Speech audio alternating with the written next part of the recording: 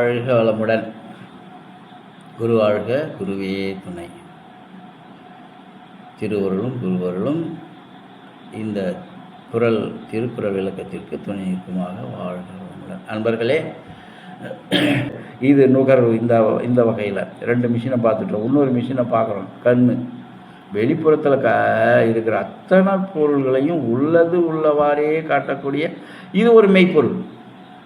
அதாவது இதுக்கும் பொய் பேச தெரியாது.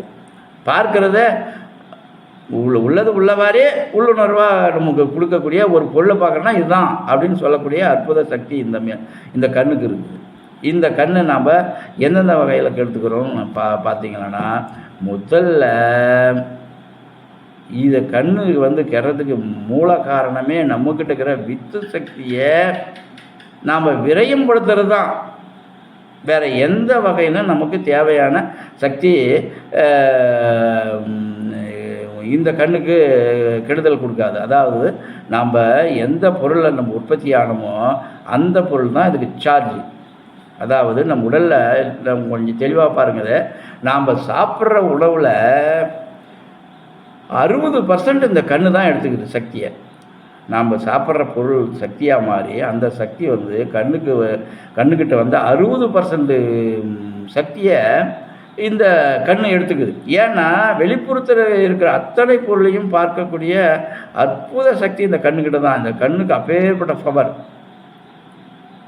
இந்த பவர் சரியாக இருக்கணும்னா நமக்கிட்ட இருக்கிற வித்து ஆற்றல் குறையாத இருக்கணும்.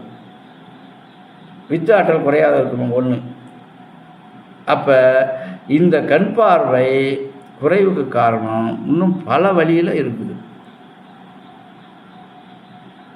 நல்லா சிந்தனை பண்ணி பாருங்கள்.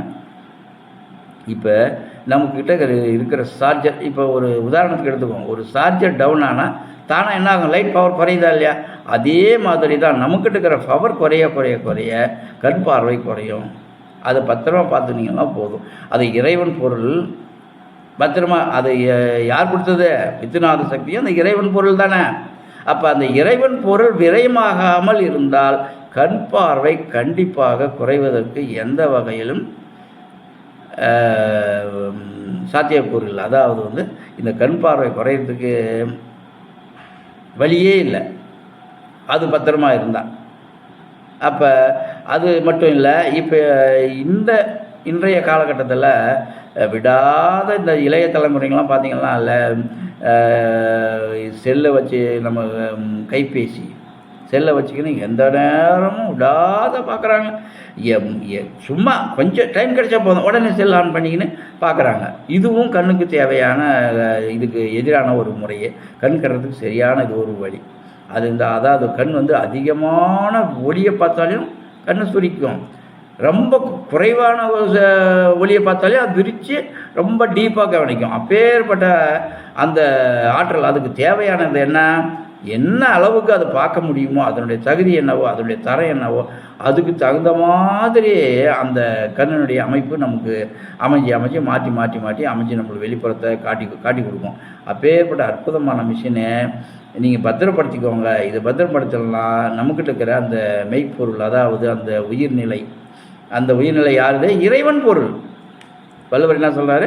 அந்த இறைவன் பொருள் ஒழுங்காக இயங்கணும். வெளிப்புறத்தில் இருக்கிற அத்தனை பொருளையும் பார்க்கணுன்னா அந்த கண்ணுக்கு எதிரான எந்த வகையான ஒரு செயலையும் செய்யாதீங்க. பத்திரமா வச்சுக்கோங்க. கண்ணுனா பத்திரமா வச்சுக்கோங்க அப்படின்னு சொல்கிறாரு.